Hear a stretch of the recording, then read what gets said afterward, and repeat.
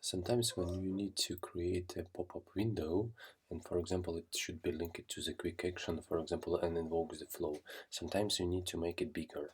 And because Salesforce by standard will organize the width of your pop-up with a specific size, so in that case you could do one of the following tricks. With the help of Aura or with the help of LVC or Visual Force, you could actually organize a custom pop-up and then link it with this action button on the Salesforce object. For example, here we are looking for the article which explains how we could do it when we will use our components for that.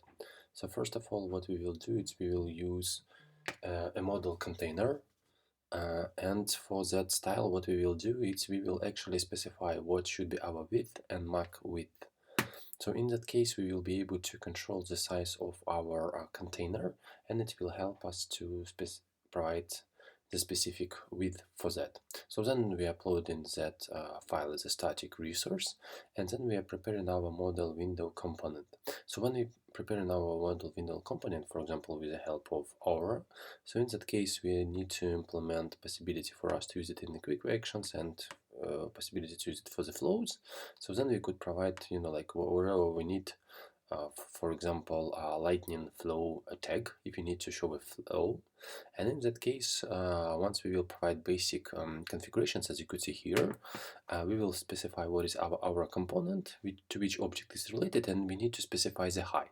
So in that case, when we will click on the custom button on the object, it will have our custom width, and it will help us to show it as per the request of the customer.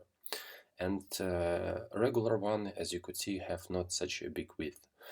So you could ask, let's say, if we are providing here that height equal to 250 pixels, then like our model window will be not so big. So in that case, what is possible to do, because you are anyway, let's say, creating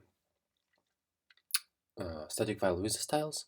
So then what you could do is for the SLDS model content block, not for container but for the content, you could specify width with the specific properties. As you could see here, it's specified with that keyword important, which is override, like other styles with the same keyword for the same container, let's say, and it will override the basics which are set here. So in that case, what will happen is when we will set it here, Salesforce will automatically set max height equal to 250 and height equal to 250. So in your case, you will override it and your pop-up will look like how you want to see it.